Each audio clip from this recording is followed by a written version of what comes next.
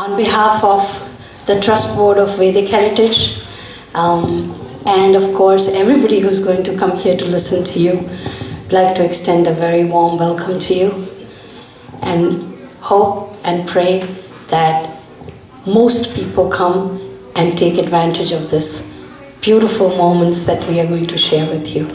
Thank you so very much, and you're so welcome. Jai Shri Hanuman. Cheto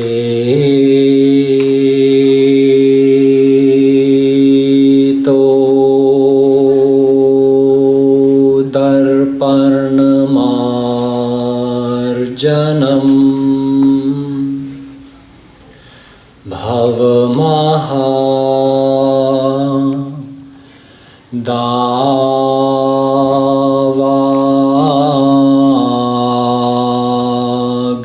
nirvapanam shreya kairavachandrika vitaranam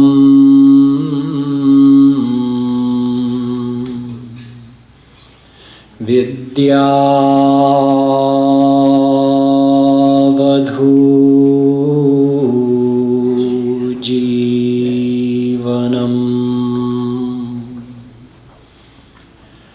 anandambudhivardhanam pratipadam purnamrita svadanam sarvatmasnapanam param vijayate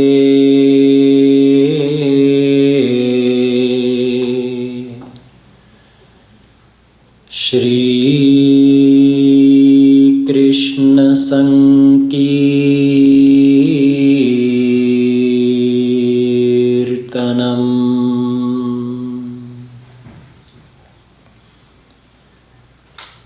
Namah Kamalana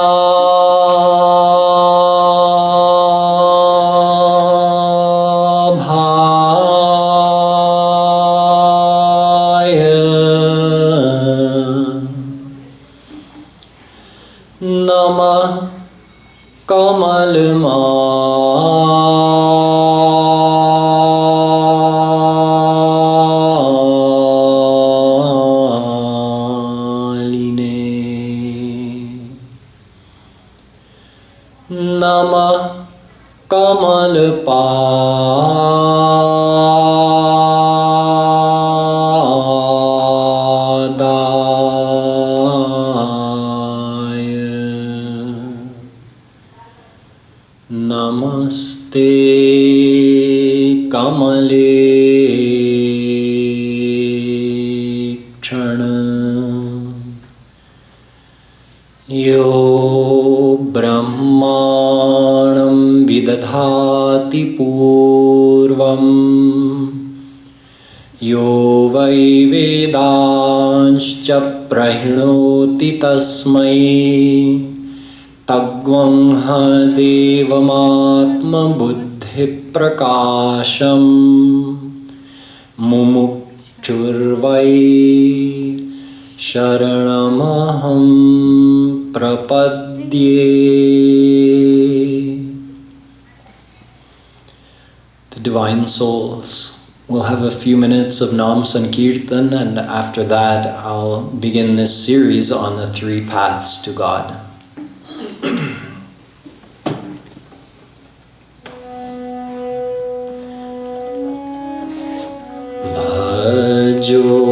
Giridhar Govinda Gopal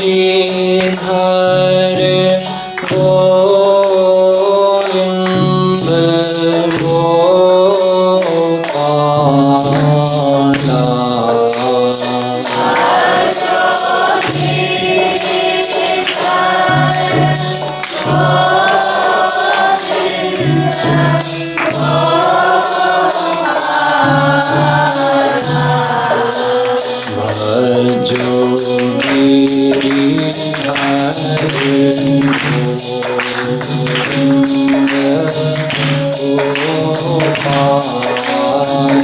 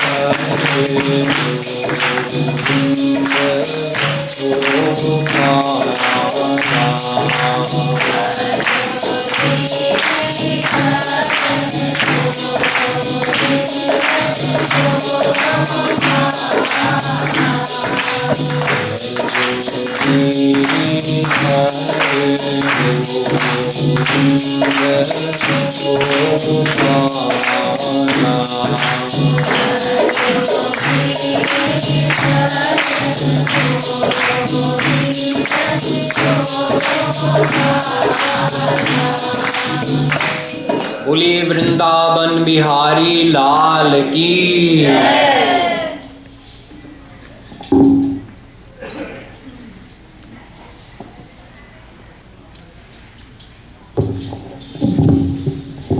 This series that I'm giving this year during the Akhanda Ramayana here at Hanuman Mandir is going to be a 15-part series. Last year I was here for 14 days. So in fact what I'm going to cover this year is going to be the continuation of where we left off last year. So it's been a whole year. Let me give you a quick review of what I covered last year. I began by explaining that according to the Vedic mantra, Tameva viditvati mrityumeti nanya pantha vidyate yanaya. There are three things that exist. Brahma, Jeev, Maya. Brahma means God, Jeev means the souls, and Maya means the cosmic energy that produces the whole universe. These three things exist eternally. So this Vedic mantra refers to all three by saying that only by knowing Him can He cross over it. He being the souls, knowing Him, the one we have to know, is God, and cross over it being Maya. We refer to Maya as it because Maya is a lifeless energy. God is Chetan, thus we refer to God with he or she. And of course souls are Chetan. Now, only by knowing God can the soul cross over Maya. By knowing God, the soul becomes eternally blissful, free from suffering, free from the cycle of birth and death, which is caused by Maya. So by crossing over Maya, we're relieved from all forms of suffering, and by attaining God, we receive unlimited divine knowledge and divine bliss. I also explained to you that this is the ultimate desire of every soul. That every soul wants God and only God and nothing but God.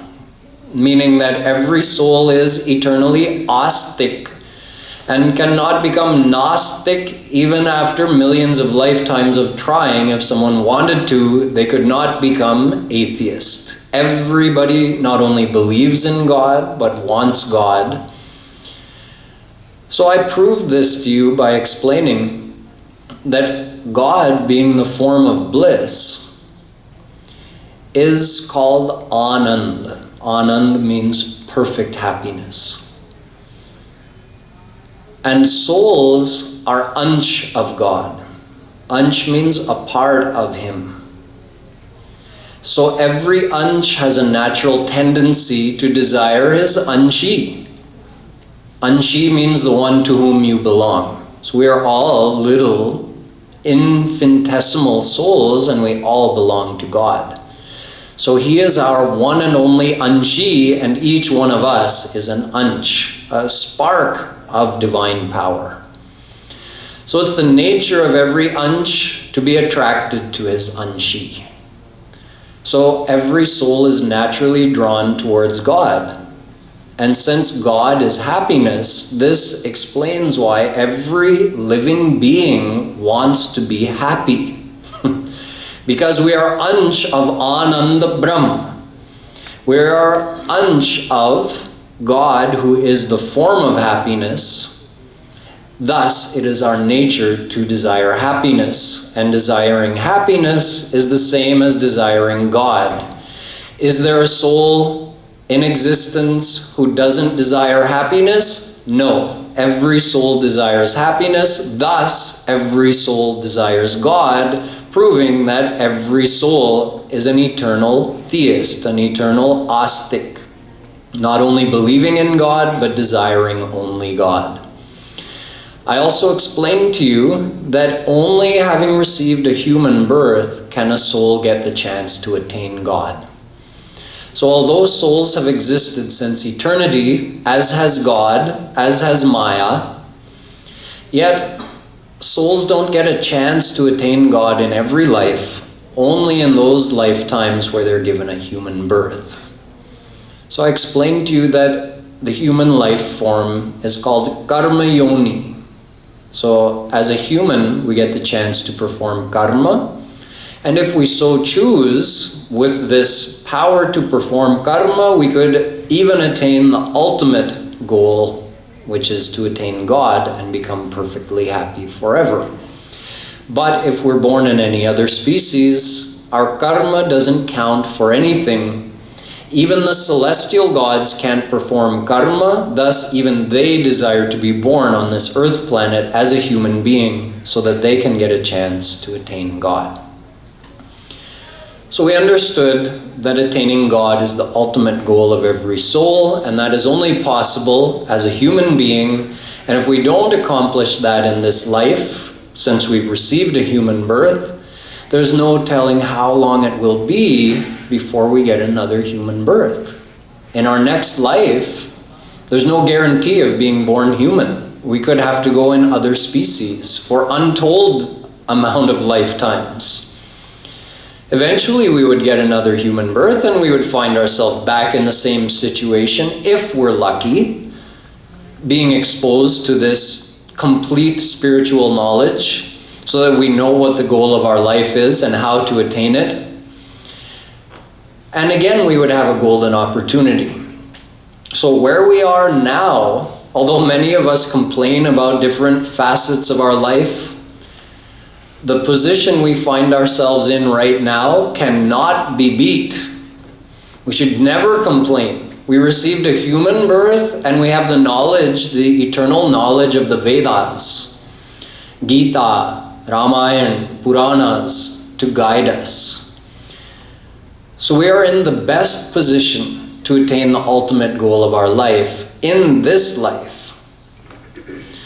Then we learned that according to these same scriptures who tell us that we must find God in this life, we must know God in this life, those same scriptures told us that no one can know God. Because God is divine and our mind, our very faculty of knowing, is material.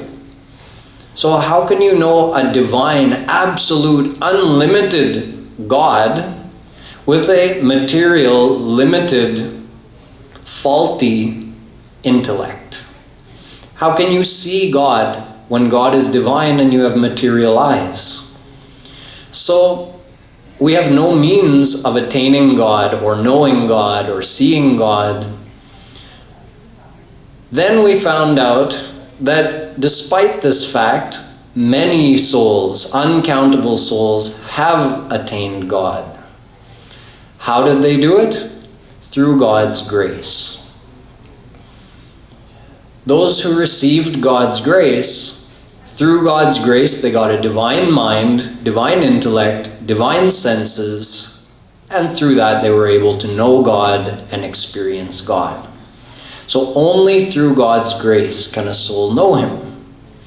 So then we ask the question that, well, if everything is dependent on God's grace, then what is there left for us to do? God must be doing everything then. He's all-powerful, isn't He? So God, when you decide to grace me with God realization, then it will be all good. And until then, why should I worry about becoming God realized in this life? It's up to you. You grace me if you want me to be God realized. So we took this to an extreme and asked the question, is God responsible for everything, including our own thoughts and actions? And we learned that no, according to our scriptures, God gives life to every soul, and having done that, has given us the power to think and perform actions, but does not control our thoughts or actions. God, merely having given us that power, takes note of what we do and then gives us the consequences. But He does not perform our actions for us. So, we understood through this that we have to do something in order to receive God's grace. Those souls who became saints like Tulsidas, Mira, Guru Nanak, Tukaram, they attained God by receiving God's grace.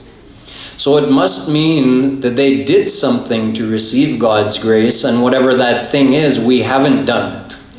So there must be a condition required that we have to fulfill in order to receive God's grace. So we again went into the scriptures and found out that that condition is surrender. Those who surrender to God receive God's grace, and through His grace they know Him and they cross over Maya. So surrender is the condition. If you surrender, you receive God's grace. If you don't surrender, you don't get God's grace. So at this point we ask the question, does this mean that God's grace is not unconditional?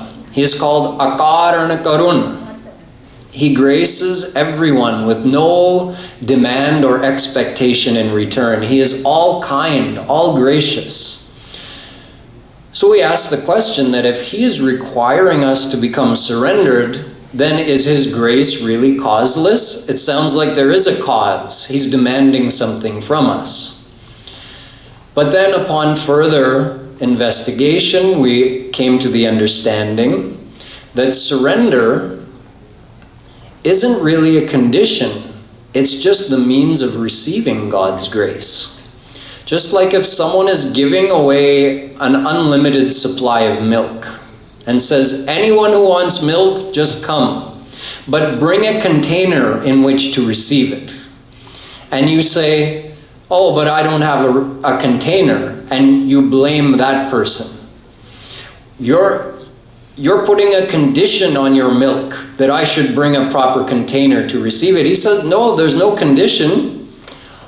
I'm not charging anything. I'm giving it away for free, but you have to have a vessel in which to receive that. So the vessel in which God's grace is received is our heart, or our antahkarana. That vessel has to be surrendered to God. In other words, surrender is a mental or emotional thing. It's not a physical thing.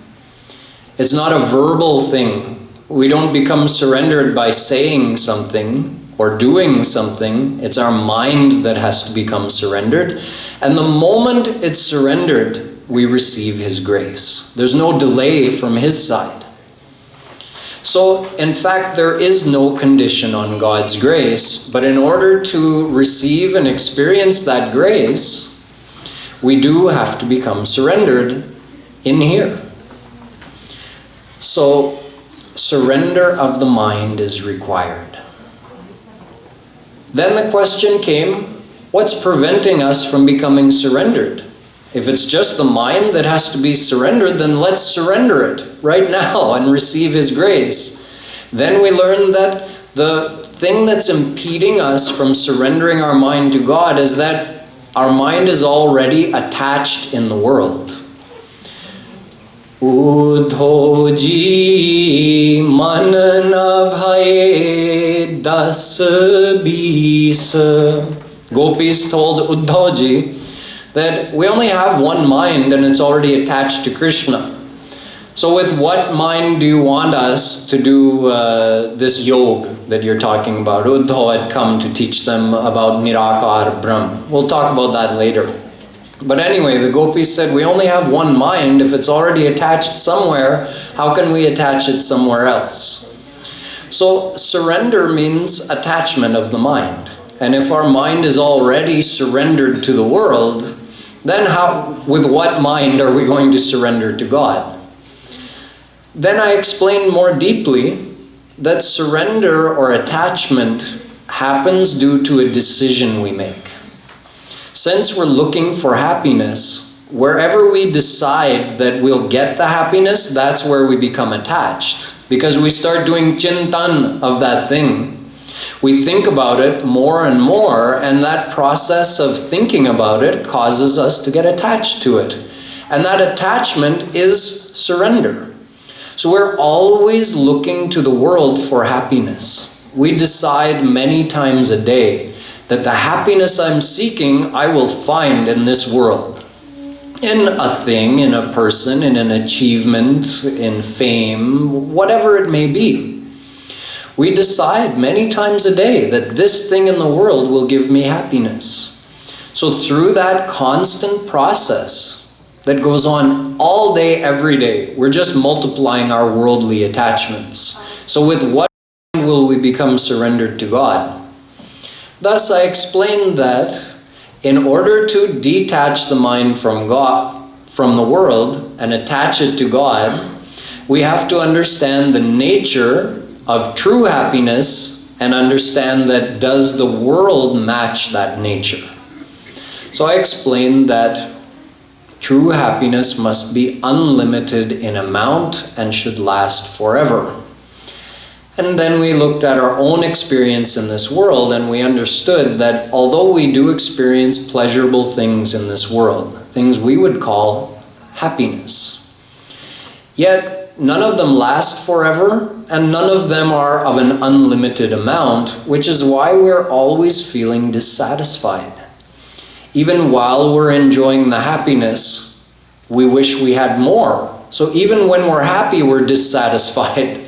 Then of course, no happiness lasts forever, so once that happiness ends, then of course we're dissatisfied and we're looking for more. We're looking for something else to make us happy.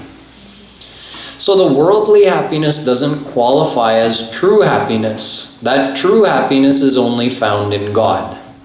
Of course, we've never experienced that, so we have to take the word of the scriptures and the saints who tell us, well, you can understand logically as well, there's only three things that exist, right? Brahma, Jeev, Maya. So we've been looking in Maya for this whole life and all of our past lives, looking for happiness, and we haven't found it there, not the real happiness. So that only leaves one option. We are Jeev, we've exhausted the possibilities in Maya, only Brahma is left. So it makes sense that if we haven't found perfect happiness in the world, it must be in God. And that's the very thing the saints and scriptures tell us. Your perfect happiness is in God. You want to receive it? You have to attach your mind to God. How will you do that? By thinking again and again that happiness is not in this, happiness is in God. Happiness is not in this, happiness is in God. The same chintan you did to get attached in the world, you have to do to get attached to God. So I explained in quite some detail about the nature of worldly happiness. I think for almost 3 days I talked to you about the nature of worldly happiness. And that was necessary so that we could really understand what it is we experience in this world and why it feels like happiness but leaves us wanting more. And how if we want true happiness, we have to start desiring God. So we understood that. We understood that true detachment is from inside, not from outside. I never once told you to leave your family or your job or your life in the world and go to the jungle. I told you that true detachment is from inside, and that detachment is developed through correct knowledge about the nature of worldly happiness and the true nature of God. And by thinking about that over and over, avritti rasakrit upadeshat, Brahma Sutra says, think about it again and again and again. Only then the knowledge will go deeply into your heart and you'll start living it. It won't just be a theory. So with this knowledge, we can detach our mind from the world and we're ready to attach it to God. There was one more thing that we covered, which is how a God-realized saint helps us in detaching our mind from the world and attaching it to God. So I explained that a true saint must be God-realized. The true saint has already attained what we want to attain. And such a God-realized saint helps the souls. So I explained to you, according to our scriptures, what is a saint, how to recognize a saint, how a saint helps the souls, how we benefit from a saint. And having understood all of that, we came to the point where I said, now we're ready to understand the actual path to God. Now, although the path to God can only be correctly understood from a God-realized saint, and I am not such a saint, but what I'm going to share with you, I have learned from a God-realized saint. So the source is authentic, even if I'm not the exactly right person to be telling you this, but I'll do my best to pass on the knowledge in a way that you can practically apply it in your life. So we came up to this point last year, during last year's Akhanda Ramayan Path here at the Hanuman Mandir. Then I very briefly told you about the three paths to God. But this year I'm going to give you proper detail on the path to God.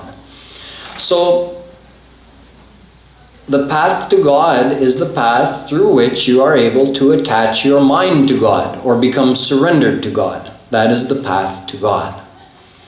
In the Bhagavatam, Shri Krishna says, Yogastraye maya prokta nrinam shreyo vidhitsaya Gyanam karma cha bhaktischa nopayonyosti kutrachit. There are only three paths to God. He says there's no fourth path. There never has been, nor will there ever be. Karma, Gyan, and Bhakti. The path of action, the path of knowledge, and the path of devotion. These are the three paths to God which have always existed and always will exist. So someone may wonder that, how is this possible? In this age when we have new scientific inventions every day of the week, we can't invent a fourth way or a fifth way of attaining God? Why, since eternity, have we only had these three ways to attain God? Can't we invent a new, better way of attaining God? So there's a science behind why we have three ways. God is Sat Chit Anand. We say Sad Brahma, Chid Brahma, Anand Brahma. These are the three qualities of God. Sat Chit Anand. Sat means eternally existing, eternal life. Chit means divine knowledge, divine mind. And Anand means divine happiness or divine bliss. These are the three eternal qualities of God, or God Himself is Sat Chit Anand. And we are Ansh of Sat Chidananda Brahma. These three paths relate to Sat, Chit, and Anand. The path of karma, the path of action, relates to Sat. The path of knowledge, the path of Gyan, relates to Chit. And the path of devotion, or Bhakti, relates to Anand. So since these are the three eternal qualities of God, and we are Ansh of that Sat Chidananda Brahma, thus there are three eternal paths to God that relate to those three eternal qualities. So this is why we only have the paths of Karma, Gyan, and Bhakti, and any other path that exists, called by any other name, it would fit in one of these three categories. So either it would belong to the category of karma, or it would belong to the category of Gyan, or it would belong to the category of Bhakti. And along these same lines are Vedas, which are the foundation of all of this knowledge. They're divided into three major sections: Karma Kand, Gyan Kand, and Upasana Kand. Just like we have Karma, Gyan, and Bhakti. Lakshantu Chaturo Veda Lakshamekam Tu Bharatam. In the Veda it says that Vedas are so extensive that there are originally 100,000 mantras in the Vedas. Out of that, 80%, meaning 80,000 of those mantras relate to Karma Kand. 14,000 of those mantras relate to Gyan Kand, and 6,000 of those mantras relate to Upasana Kand or Bhakti Kand. As you'll see, this is no indication of the relative value or importance of these paths, but that will become clear later. Today I'm going to start by explaining to you what is the path of karma. See, out of these three paths, karma, gyan, and bhakti, people think that the more people are attached in the world, the more they think that the path of karma is for me. Karma is so easy, it just means doing my actions in the world. So, in fact, the path of karma is extremely difficult and involved. What is karma? Karma also means dharma. What is this path? Is it a good path for us? Can it take us all the way to God realization? We'll understand a little bit about that today. So what is the path of karma? Karma is divided into 4 types of karma. Nitya karma, naimittik karma, kamya karma, and prayaschitta karma. 4 types of good actions.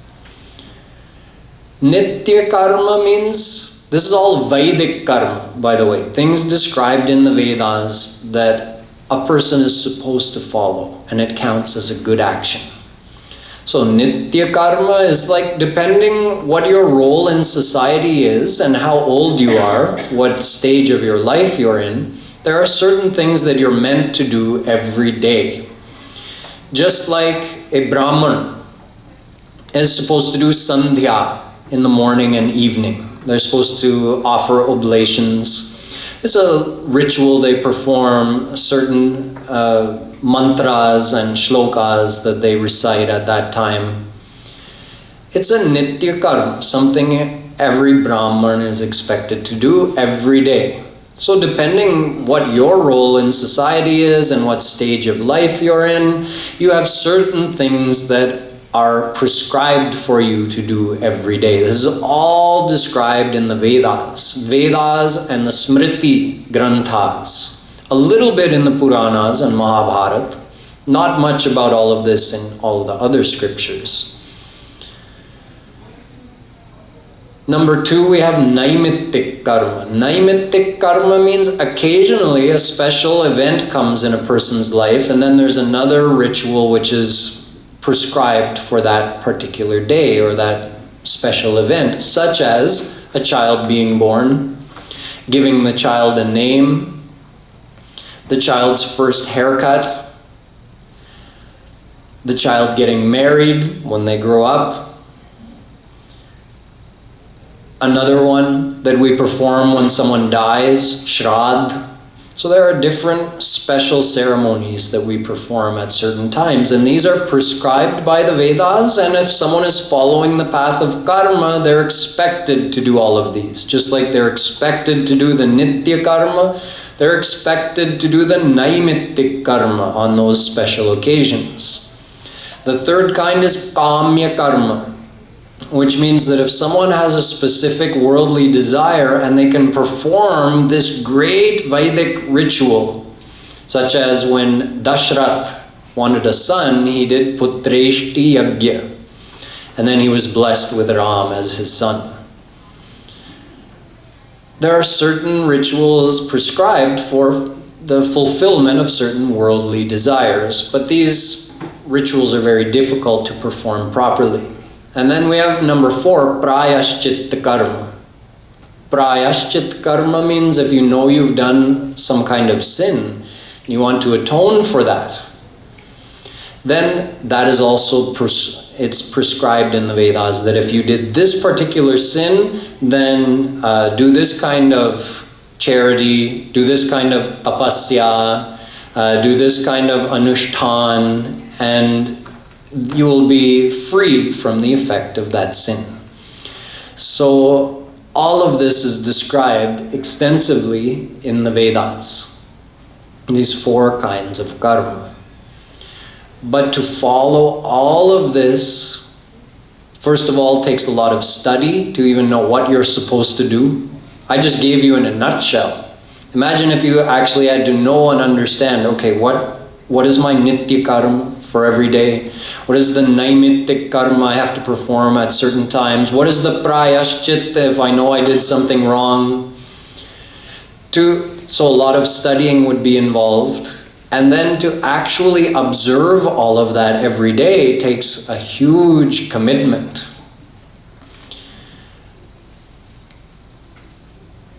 The Vedic yagyas, these fire ceremonies, which are a big part of this Vedic karma, our Shastras say, Shadbhi sampadyate dharma. Take a yagya, a Vedic fire ceremony. If you're going to perform it properly, there are 6 conditions which must be met at all times.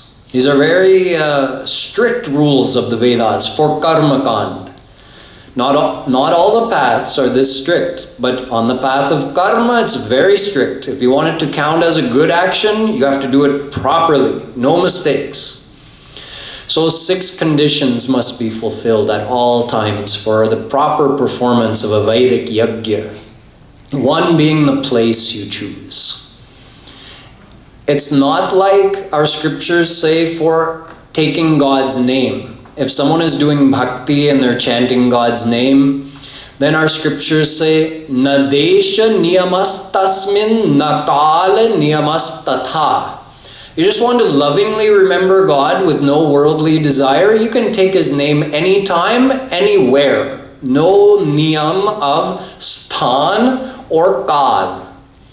But with a Vedic yagya, these 2 things are very important. The place you choose to do it must be pure, and you have to purify it in a certain way. And the time that you start and finish that yagya has to be exactly according to the science of Jyotish, of the Vedas. You can't just do it anywhere or anytime. So it has to be done precisely.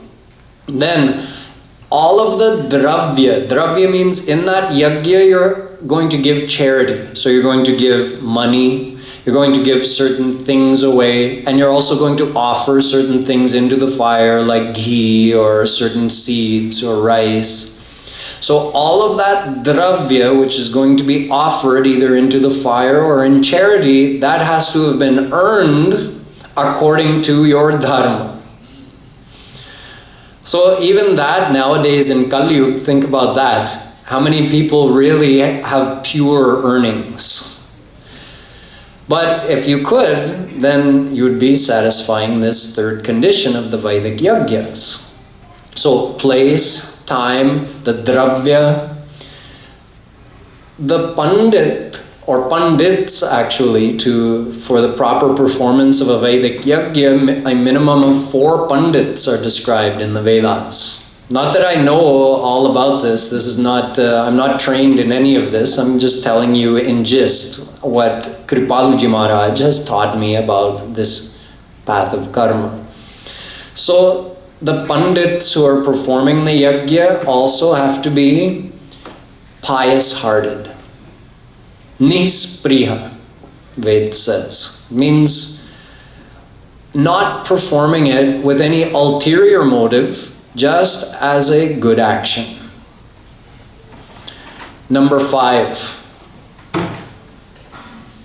the mantras being used in that ceremony have to be pronounced exactly right. See, it's not just about, every mantra, you could say it has words, and then each word is made up of certain akshar meaning like a syllable or a sound.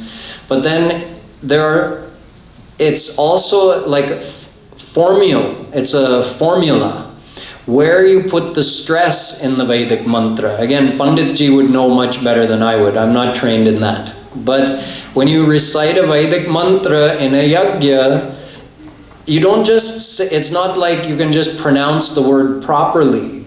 also there's a tone and a stress, that where do you put the stress in the word? And if you don't stress the word in the right way at the right place, then that becomes like you can say, it could ruin the whole thing.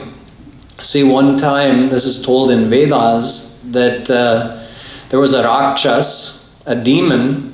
He was fighting against Indra. So to get more power so that he could defeat Indra, he was going to perform this yajna. And the yajna was going to give him the strength to defeat Indra. He forcefully brought some rishis, and under fear of death, they were made to perform this yajna on his behalf. And the main mantra in that yajna was Indra Shatrur Vivardhasva, which means, let the enemy of Indra grow strong and defeat Indra. But it had to be pronounced in the right way. It was meant to be pronounced with Adyudatta, means stress at the beginning of a word, not Antyodatta, which means stress at the end.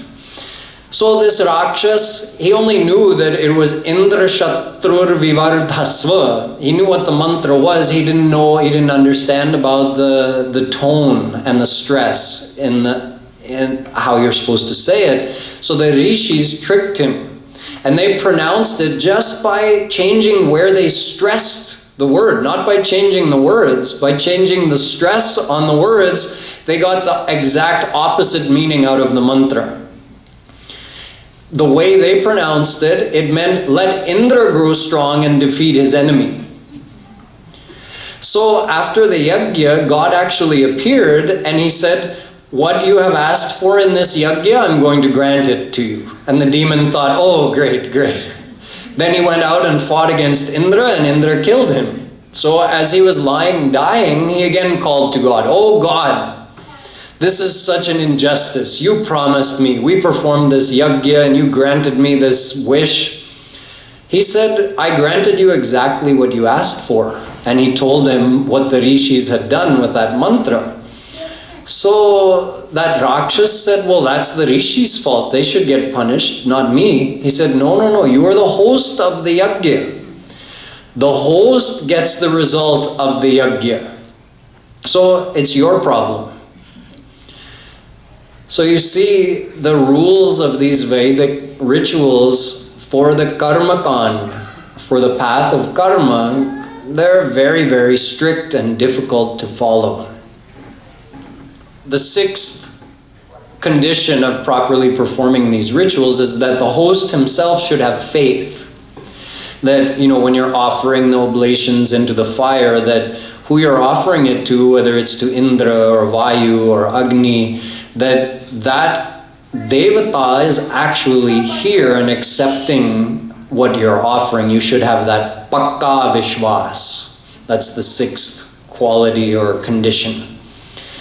So this is just the Vedic karma. You also have, you can say, social karma, social good karma, like your duties in the family, your duty to society.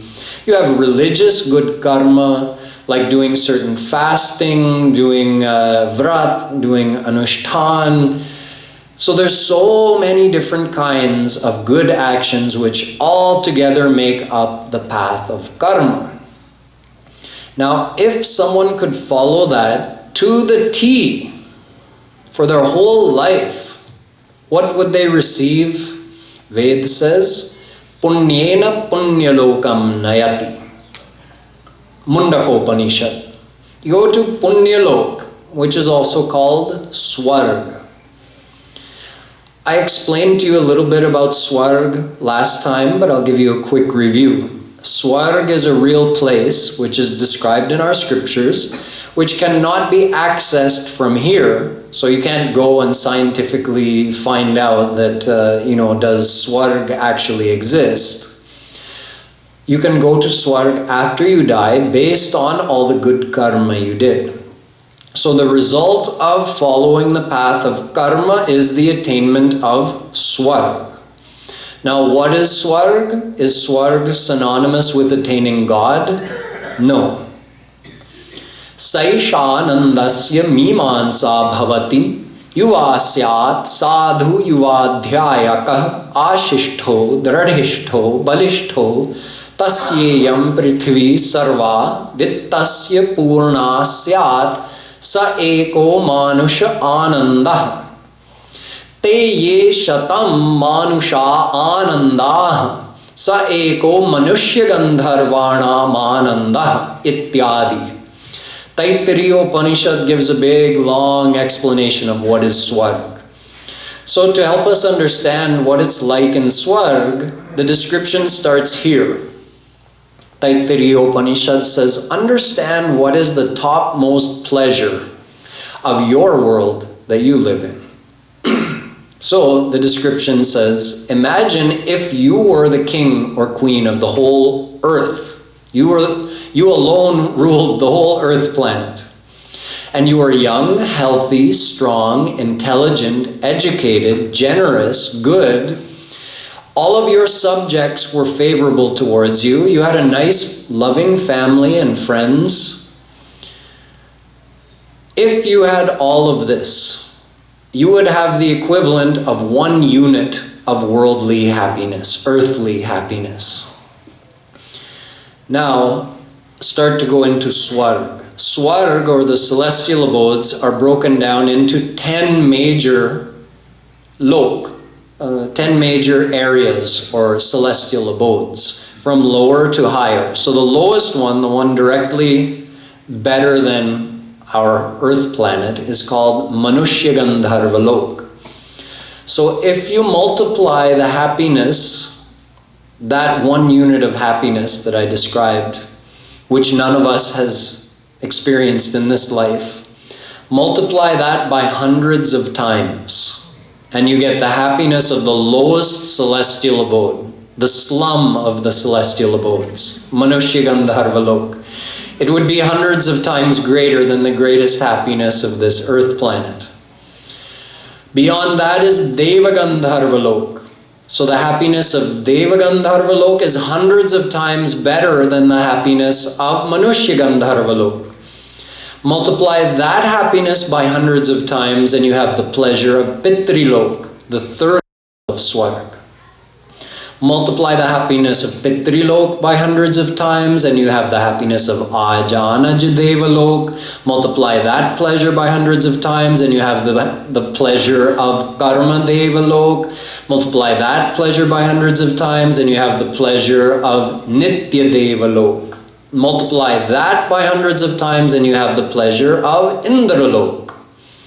Multiply the pleasure of Indra's abode by hundreds of times and you have the pleasure of Brihaspati Lok.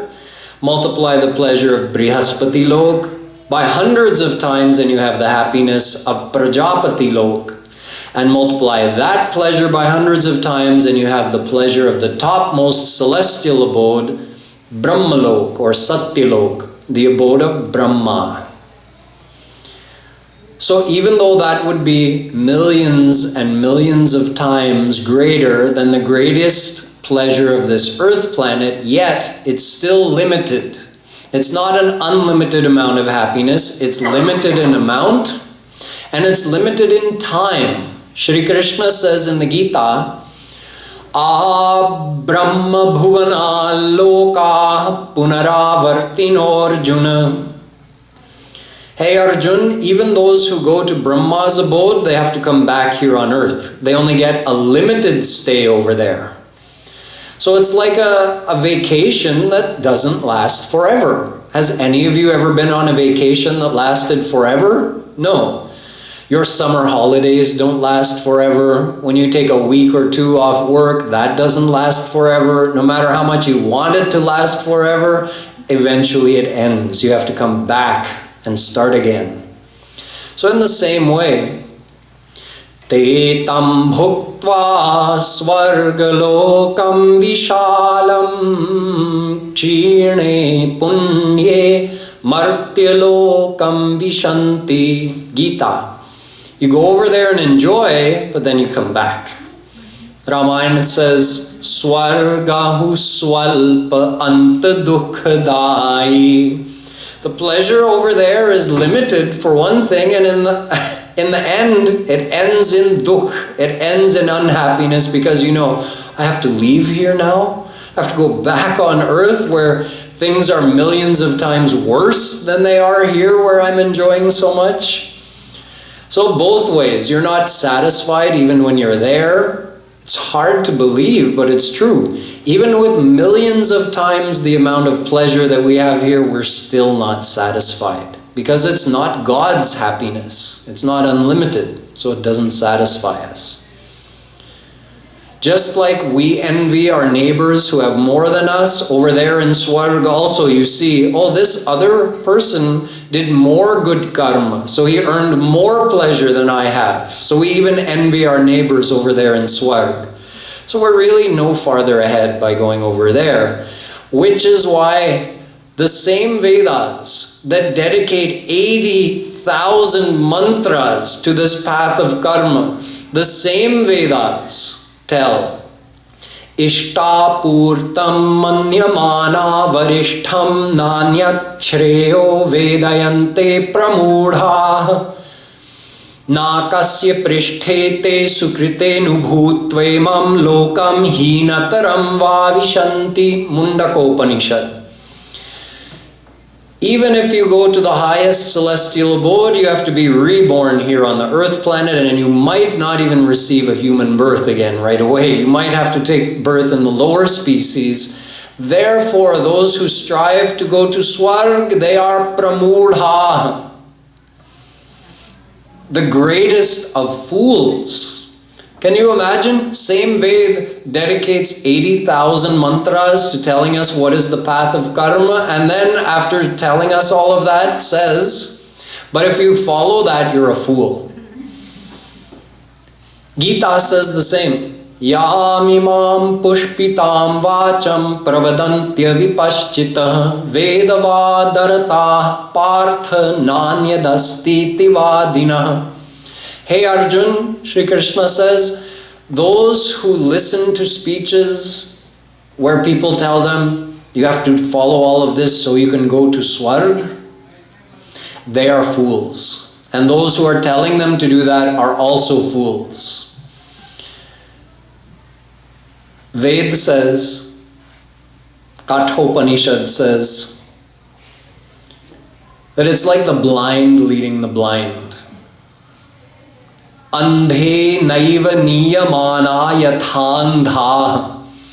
Those who are telling are blind, and those who are following are also blind. It's like if someone wanted to come to Hanuman Mandir tonight, and they got off, maybe they took a bus to the nearest bus stop, and then they got off the bus, but they're blind. So they asked somebody, hey, does anybody know where's Hanuman Mandir? I can't see. Somebody please take my hand and walk me to the mandir. And let's say there's another blind person in the crowd, and he thinks, he doesn't know I'm blind. Oh, Andhe, come on over here, grab my hand, I'll take you to Hanuman Mandir. And then who knows where they'll end up in this New York traffic. Could be a bad ending to their story. So this is the blind leading the blind. According to Vedas, those who preach about following the path of karma to go to Swarg, they are blind, and those who follow are also blind. So we have a samasya, we have a problem here. It's a big contradiction. The Vedas are so respected, they're the ultimate authority of Sanatan Dharma. If it's not in Vedas, we don't accept it. And according to these Vedas, we're seeing such a big contradiction. They're telling us about karma, that we have to do karma. Look, the same Veda is saying, Kurvanne veha karmani jiji vishecha tagvam samah. Ishavasya Upanishad. Same Upanishad which is saying if you do all of that you're a fool. The same one is saying live for 100 years and follow all those guidelines of karma of the Vedas. In the Smritis, Bhagwan himself in Badhul Smriti says, Shruti Smriti mamaivagye yasta ullanghya vartate Bhagavan says, I made those laws of karma which are laid down in the Vedas, the do's and don'ts. It's my agya, it's my instruction to all the souls, and those who follow it, they're good, and those who don't, they're acting like my enemy. Thus, follow that. In Gita, same Gita where Shri Krishna is telling Arjun, no, that's foolish to follow this path of karma and go to Swarg. Same Gita, same Shri Krishna is saying, Yagya dana tapa karma natyajyam. Don't leave doing all of that. You still have to do that. Sve sve karmanya bhiratah sansiddhim labhate nara. Gita. Or suno. Shri Krishna is telling Arjun, you can attain perfection by following this path of karma.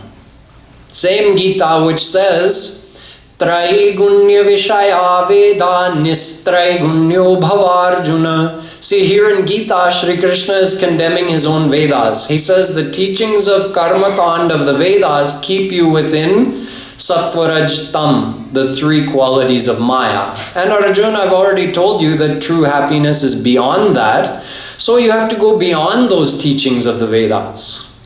So we see contradiction after contradiction in Vedas, Upanishads, Gita. So what are we to understand? What are we to follow? Are we to follow the path of karma, or are we not to follow the path of karma? So I will solve this problem for you according to our teachings of the Vedas tomorrow.